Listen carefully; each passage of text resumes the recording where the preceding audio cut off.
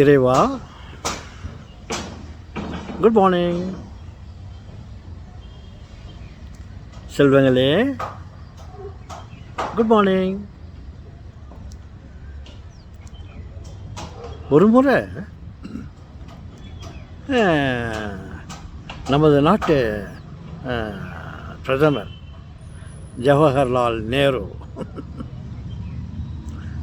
அவர் வெளிநாட்டுக்கு போயிருந்தார், அமெரிக்காவுக்கு போயிருந்தார். அங்கே ஜான் கென்னடி என்பவர் அந்த நாட்டு தலைவராக, பிரசிடெண்ட்டாக இருந்தார். இவரும் நமது நாட்டு பிரதமர் நேருஜியும் அமெரிக்க நாட்டு கென்னடியும் மிகவும் நெருங்கிய நண்பர்கள். அவர்கள் இருவரும் வாடா போடா என்று தான் பேசிக்கொள்வார்கள். மிகவும் நெருங்கிய நண்பர்கள். அப்படி இருக்கும்பொழுது ஒரு முறை ஜவஹர்லால் நேரு ஜான் கென்னடி அவர்களை இந்தியாவுக்கு வாருங்கள், எங்கள் நாட்டை பாருங்கள் என்று அழைத்தார். அவர் சரி நான் வரேன் அப்படின்னு சொல்லிட்டு அவர் இந்தியாவுக்கு வந்தார். ஜவஹர்லால் நேரு இந்தியாவை பல மாகாணங்களை எல்லாம் காட்டிவிட்டு பெங்களூருக்கு அழைத்து கொண்டு வந்தார். அப்பொழுது விதானா சௌதா அசம்பிளி ஹால் கட்டப்பட்டு இருந்தது. அப்போது தான் அதை கட்டி முடித்தார்கள்.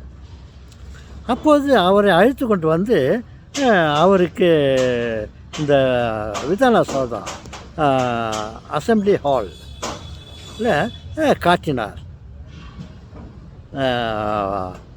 அவர்கள் நண்பர்கள்ன்ற முறையில் அன்பாக பேசிக்கொண்டு இந்த பில்டிங்கை பார்த்தியா எப்படி இருக்குது, இந்தியாவில் எங்கள் ஊரில் இந்த மாதிரி பில்டிங்கெல்லாம் இருக்குது, நாங்கள் கட்டிக்கிறோம் அப்படின்ட்டு இவர் நேருஜி அவர் ஜான் கென்னடி கிட்ட சொன்னார்.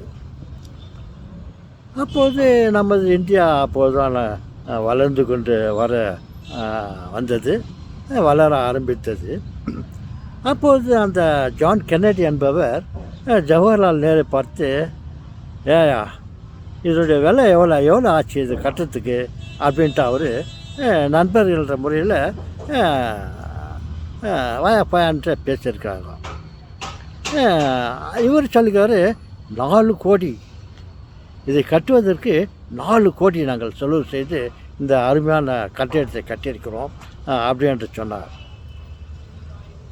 அதற்கு ஜான் கென்னடி ரொம்ப சந்தோஷப்படுவார், இவர் ரொம்ப பெருமைப்பட்டு பேசுவார்ன்னு நேருஜி எதிர்பார்த்தார். ஆனால் அவர் சொன்னார், ஏன்பா உங்களுக்கு நீங்கள் ரொம்ப வறுமையில் இருக்கிறீங்க, இன்னும் நீங்கள் ரொம்ப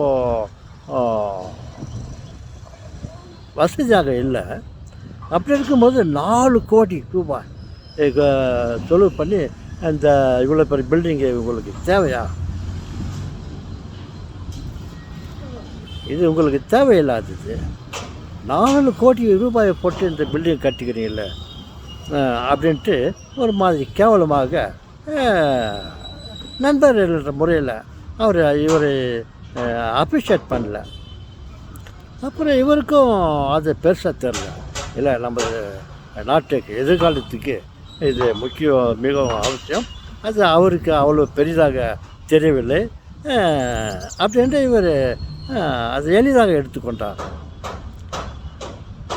பாருங்கள் செல்வங்களே, என்ன அருமையான கட்டிடத்தை அசம்பிளியால் கட்டியிருக்கிறார்கள். அதே பில்டிங்கை அப்போ கட்டாமல் இப்போ கட்டலாம்னு சொல்லிட்டு காத்து கொண்டு இருந்ததால் 4 கோடி என்பது ஒருவேளை 40 கோடி செலவு பண்ணாலும் இந்த இப்பேற்பட்ட பில்டிங்கை இப்போ கட்டியிருக்க முடியாது. பாருங்கள், நமது நாட்டு தலைவர்களுக்கு எவ்வளோ ஒரு முன் யோசனை. நமக்கு தேவைப்பட்டதை நாம் கட்டிக்கொள்வோம். பிறகு தள்ளி போடுவதை விட இப்போதை கட்டிக்கொள்வோம் என்று வெறும் 4 கோடி ரூபாயில் இந்த அசெம்பிளி ஆலயம் முடித்தார்கள். அவர்கள் அதை கட்டாமல் விட்டுட்டு இருந்தால் இப்போது கண்டிப்பாக ஒரு 400 கோடி அல்லது 40 கோடியோ ஏதோ ஆயிருக்கும். நமது தலைவர்களை நாம் பாராட்ட வேண்டியது தானே. நமக்கு ஒரு வேலை எது நமக்கு ஒன்று நல்லது என்று தெரிகிறதோ அந்த வேலையை நாம் முடித்துவிட வேண்டும். மற்றவர்களை கருத்தை ஏற்றுக்கொண்டு நமது முன்னேற்ற பாதையை நாம் நிறுத்தி கொள்ளக்கூடாது. அதே போல் தான் நாமும் நமக்கு எது நல்லது என்று தெரிகிறதோ அதை நாம் செய்து முடித்த வேண்டும். மற்றவர்கள் பாராட்டுவார்களே அல்லது ஏளனப்படுத்துகிறார்களே இல்லை ஏளனப்படுத்துவார்களே என்று நாம் மற்றவருடைய கருத்தை எதிர்பார்த்து கொண்டு இருக்கக்கூடாது.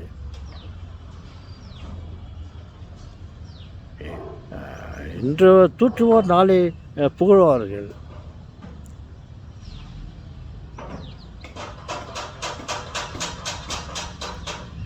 ஓகே செல்வங்களே, அதே போல தான் நம்ம எடுத்த காரியத்தை முடித்து விட வேண்டும். அது பாதியில் நிற்க வைக்கிறதெல்லாம் நல்லது அல்ல. அந்த ஸ்பிரிட் அந்த சூடாக தான் நம்ம செய்த வேலையை முடித்தால் அது பலன் தரும். அதை நிதானம் பண்ணிவிட்டால், அதை தள்ளி போட்டுவிட்டால் நமது ஆர்வம் குறைந்துவிடும். அது அப்படியே நின்றுவிடும். ஓகே சொல்லுங்களே.